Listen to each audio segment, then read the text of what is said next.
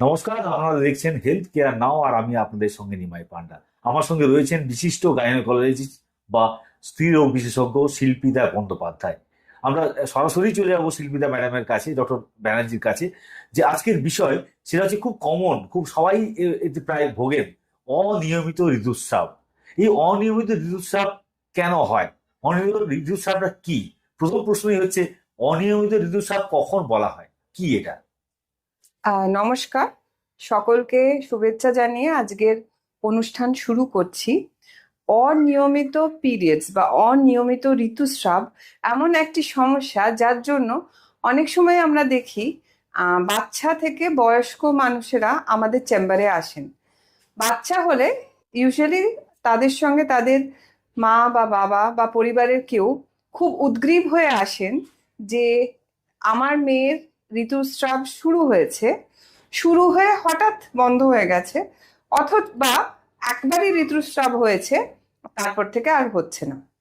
যখন এরকম বাচ্চাদের সমস্যা হয় তখন দুই একটা কথা মনে রাখতে হবে যে ঋতুস্রাব যখন শুরু হলো, মেনার্কি যেটা আমরা ইংরেজিতে বলি, তারপরে 6 মাস একটা মেনস্ট্রুয়াল ক্যালেন্ডার বা ঋতুস্রাব কখন হচ্ছে লিখে রাখা খুব জরুরি, বা মনে রাখা খুব জরুরি, বা আজকাল মোবাইলে ট্র্যাক রাখা খুব জরুরি।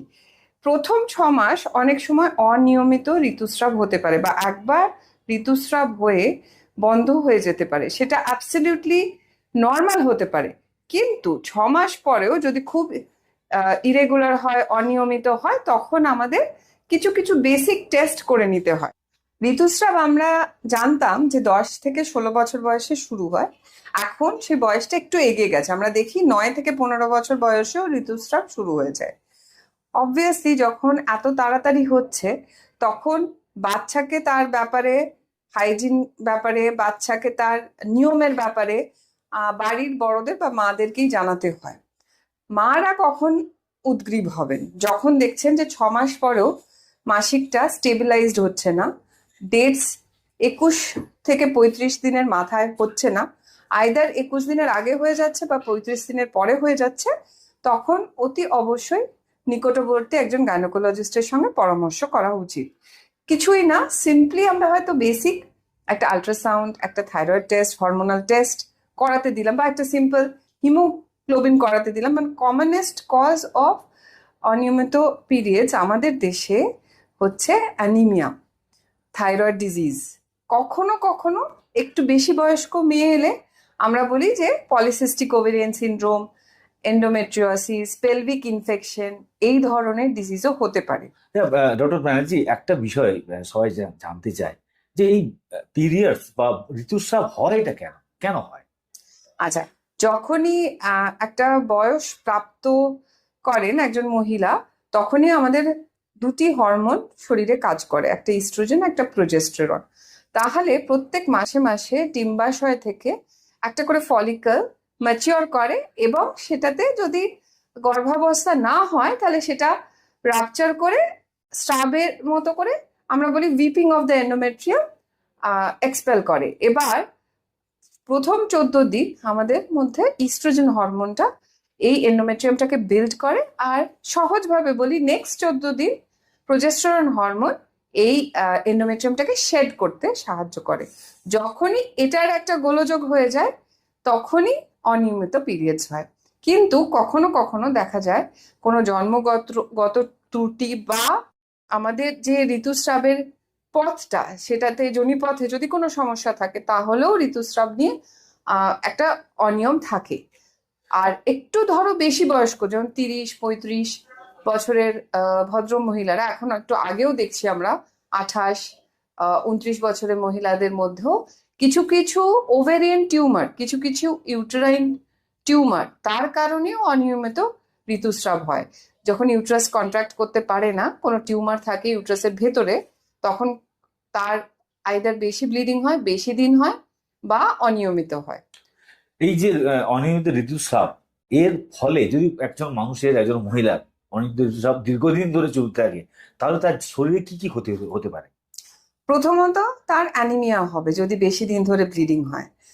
তার যদি কম মাসিক হয়, দেখা যায় অনেক সময় তাদের শরীরে মেদ জমতে থাকে। তার শরীরে অন্যরকম অসুবিধা, যেমন তলপেটে একটা ব্যথা, হ্যাঁ, ব্রেস্টে হেভিনেস হওয়া, বা মুড চেঞ্জেস, ইরিটেবিলিটি হওয়া, সাইকোলজিক্যালি মহিলার একটু ডিপ্রেশনের দিকে যাওয়া, এগুলো লক্ষ্য করা যেতে পারে। আর আরেকটা ভয় থাকে আমাদের যে অনিয়মিত ঋতুস্রাব হলে ভবিষ্যতে একটা ক্যান্সারের লক্ষণও হতে পারে, সেটাকে ভুলে গেলে চলবে না। এই অনিয়মিত ঋতুস্রাব যাদের হয় তাদের ক্ষেত্রে যৌন মিলনের সময় কখন, কোন সময়টা হতে পারে, মানে প্রযোজ্য হতে পারে? আহ, আহ, বলবো যে যেখানে কোনো বিপদ থাকবে না, কোনো আশঙ্কা থাকবে না কোনো সন্তান হওয়ার। আচ্ছা, তুমি বলতে চাইছো সেফ পিরিয়ড। সেফ পিরিয়ড একজন মহিলার যদি সাইকেল রেগুলার না থাকে তাহলে ডিটারমিন করা খুব আহ, অস্বাভাবিক। কেন? আমরা বলি যে সবচেয়ে কনসেপশনের ভালো সময় হচ্ছে মাসিকের 10 থেকে 20 দিনের মাথায়। তাহলে তুমি যদি মাসিকটাই রেগুলার না হয় তাহলে পিরিয়ডস এর আগে বা পরে, যেটাকে আমরা সেফ পিরিয়ড বলি, সেটা সময়ে নির্ধারণ করা খুব শক্ত। তাই জন্য, এবং ভবিষ্যতে সে যখন আবার বাচ্চার জন্য চেষ্টা করবে, অনিয়মিত ঋতুস্রাব হলে সেটারও পক্ষে সমস্যা দেখা দেবে। তাই জন্য এই সব ক্ষেত্রে তোমার ডক্টরের পরামর্শ নিয়ে ঋতুস্রাবটাকে সাইক্লিক্যালি রেগুলেট করা, বাইরের হরমোন দিয়ে বা কোনো যদি অপারেটিভ সার্জিক্যাল ইন্টারভেনশন দরকার হয় করে নেওয়াটা জরুরি। ঋতুস্রাব চলাকালীন যৌন সঙ্গম সেটা কি বিপজ্জনক? সাধারণত আমরা বারণ করি। তার অনেক রকম কারণ আছে। কেন, আজকালকার দিনে শুনবে যে অনেক রকমের ডিজিজ হচ্ছে যেগুলো আগেকার দিনে হতো না। আর অবভিয়াসলি একটা ঋতুস্রাব চলাকালীন মহিলার যে ফিজিক্যাল সমস্যাগুলো হয়, একটু সাইকোলজিক্যাল সমস্যা যেগুলো হয়, কিছু কিছু সময় ব্যথা বেদনা যেগুলো হয়, সেগুলোর জন্য আমরা বারণ করে থাকি। ঋতুস্রাব চলাকালীন কি কি ধরনের হাইজিন ব্যবহার করা উচিত, এখন মেনটেন করা যেহেতু উচিত? এই প্রশ্নটা আমি খুবই চাইছিলাম তুমি করো, কেন কি এখন যেহেতু আমাদের বাচ্চাদের খুব তাড়াতাড়ি মেনার্কি শুরু হচ্ছে, তাদেরকে এই যে স্যানিটারি ন্যাপকিন চেঞ্জ করা বা ডিসপোজ করা, বা ঋতুস্রাবের সময় পুষ্টিযুক্ত খাবার খাওয়া, এগুলোর ব্যাপারে অ্যাওয়ারনেস খুব ইম্পর্টেন্ট। আর প্রথমত এগুলো বাড়ির মহিলাদের থেকেই আসে। একটা জিনিস মনে রাখতে হবে যে তোমার সোশিও ইকোনমিক কন্ডিশন অনুযায়ী তো হাইজিন, কিন্তু ইভেন যারা লো সোশিও ইকোনমিক কন্ডিশন, তাদেরকেও যদি হাইজিন ব্যাপারটা কম খরচায় বোঝানো যায়, তারা কিন্তু সেটা মেনটেন করে চলতে পারে। তো শরীর যদি সতেজ থাকে আর তুমি যদি সুস্থ থাকতে চাও, তাহলে এই হাইজিনের ব্যাপারটা খুবই ইম্পর্টেন্ট। প্রথমত বাড়িতে শুরু হলেও আমরা স্কুলে নানাবিধ মেথডে স্কুল গোয়িং গার্লসদেরকে চেষ্টা করি যে এর ব্যাপারে অ্যাওয়্যার করতে। একজন মহিলা অ্যাওয়্যার হলে আরেকজন মহিলাকে অ্যাওয়্যার করেন। এই লার্ন ওয়ান টিচ ওয়ান, এই পদ্ধতিতেও আমরা অনেক সময় ঋতুস্রাবের সময় কি কি হাইজিন মেনটেন করবে সেটার সম্বন্ধে বলে থাকি। আর উচিত নিয়মিত আমাদের যে সার্ভাইকাল ক্যান্সার ভ্যাকসিন এসে গেছে সেটার ব্যাপারে মহিলাদের জানানো। আমাদের অনিয়মিত ঋতুস্রাবের কথা হচ্ছিল, ঋতুস্রাব বন্ধ হওয়ার বয়স কত? আচ্ছা, আগেকার দিনে ঋতুস্রাব বন্ধ হওয়ার বয়স ইন্ডিয়ান উমেনদের 47 ইয়ার্স মতো বলা হচ্ছিল। এখন কিন্তু পুরো বিশ্বব্যাপী 51 বছর বয়সেও ঋতুস্রাব চলছে এরকম দেখা যায়, এবং মেনোপজাল এজ 51-52-তে এগিয়ে এসছে। আমার হ্যাঁ। পার্সোনালি, তোমাকে একটু ইন্টারাপ্ট করলাম, পার্সোনালি আমার কিছু কিছু পেশেন্ট আছেন যারা 54 বছর বয়স, 56 বছর বয়স, কিন্তু নর্মাল ঋতুস্রাব হচ্ছে এবং তাদের কোনো প্যাথোলজি বা তারা ক্যান্সারের কি এই বয়সে লক্ষণ মা নেই। হতে পারেন? উম, এখন যেহেতু আমাদের আইভিএফ পদ্ধতি এসছে, আমার মনে হয় না যে মা হওয়ার কোনো বয়সের লিমিটেশন সেরকম ভাবে আছে। কিন্তু তাদের নিজেদের ডিম থেকে ফলিকল গ্রো করে বা ডিম্বাশয় ব্যবহার করে মা হওয়াটা মিরাকল ছাড়া কিছু না।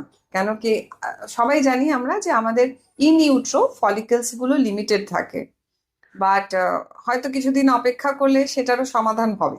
আচ্ছা, একটা গুরুত্ব, যেহেতু অনিয়মিত ঋতুস্রাব নিয়ে কথা হচ্ছিল, এবং একজন পূর্ণবয়স্ক মহিলা তার ঋতুস্রাব কতদিন পর্যন্ত ডিলে হতে পারে উইদাউট প্রেগনেন্সি?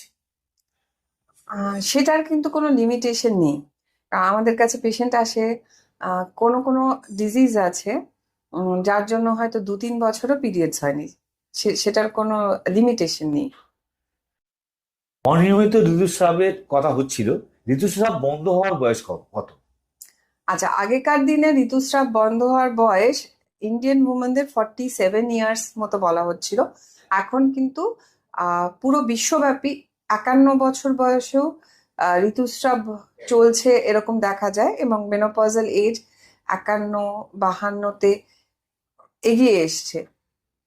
আমার হ্যাঁ। পার্সোনালি, তোমাকে একটু ইন্টারাপ্ট করলাম, পার্সোনালি আমার কিছু কিছু পেশেন্ট আছেন যারা 54 বছর বয়স, 56 বছর বয়স, কিন্তু নর্মাল ঋতুস্রাব হচ্ছে এবং তাদের কোনো প্যাথোলজি বা তারা ক্যান্সারের কি এই বয়সে মা হতে পারেন? এখন যেহেতু আমাদের আইভিএফ পদ্ধতি এসছে, আমার মনে হয় না যে মা হওয়ার কোনো বয়সের লিমিটেশন সেরকম ভাবে আছে, কিন্তু তাদের নিজেদের ডিম থেকে ফলিকল গ্রো করে বা ডিম্বাশয় ব্যবহার করে মা হওয়াটা মিরাকল ছাড়া কিছু না। কেন কি সবাই জানি আমরা যে আমাদের ইন ইউট্রো ফলিকলস গুলো লিমিটেড থাকে, বাট হয়তো কিছুদিন অপেক্ষা করলে সেটারও সমাধান হবে। আচ্ছা, একটা গুরুত্ব, যেহেতু অনিয়মিত ঋতুস্রাব নিয়ে কথা হচ্ছিল, এবং একজন পূর্ণবয়স্ক মহিলা তার ঋতুস্রাব কতদিন পর্যন্ত ডিলে হতে পারে উইদাউট প্রেগনেন্সি? সেটার কিন্তু কোনো লিমিটেশন নেই। আমাদের কাছে পেশেন্ট আসে কোনো কোনো ডিজিজ আছে যার জন্য হয়তো 2-3 বছরও পিরিয়ডস হয়নি, সেটার কোনো লিমিটেশন নেই। ধন্যবাদ ডক্টর শিল্পীদা ব্যানার্জিকে। এবং আমরা কথা বললাম ঋতুস্রাব নিয়ে। অবশ্যই চ্যানেলটি সাবস্ক্রাইব করুন। যদি মনে হয় যে এই ধরনের ভিডিও দেখতে চান, জানতে চান বিশেষ করে, বা জানাতে চান আপনার পরিসরে, তাহলে অবশ্যই শেয়ার করুন, আর ভালো লাগলে একটা লাইক করবেন।